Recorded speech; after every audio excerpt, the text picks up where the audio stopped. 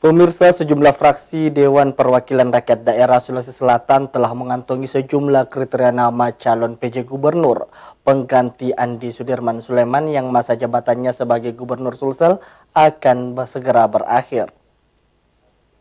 APBD disetujui bersama paling lambat 3 bulan sebelum tahun anggaran yang bersangkutan berakhir.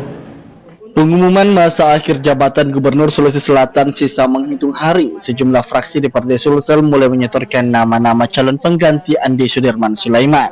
Untuk fraksi Partai Amanat Nasional, PAN sendiri telah mengantongi beberapa nama eselon 1 yang bakal berpeluang menjadi PJ Gubernur selama 1 tahun ke depan.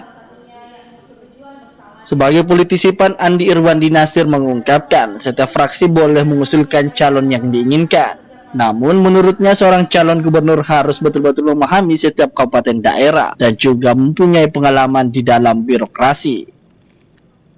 Dengan adanya pegangan tersebut, Partai PAN telah menyodorkan sejumlah nama, diantaranya Komjen Nana Sujana, Inspektur Utama Setjen DPR RI, dan Bahtiar, Dirjen Politik dan Pemerintahan Umum Kemendagri.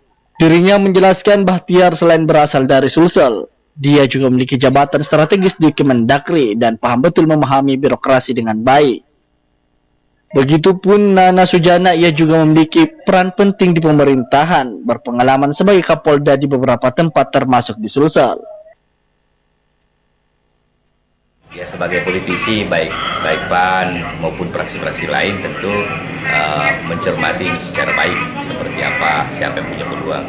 Dan dalam pandangan kami tentu semua memiliki peluang, tetapi yang paling yang menurut kami punya peluang besar dan ya, memahami daerah serta ya punya pengalaman di birokrasi, ya tentu Pak Bahtiar.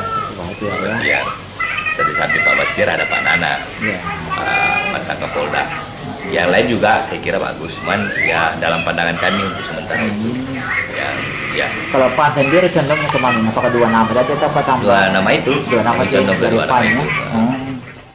Ardi Jaho, Slebes TV.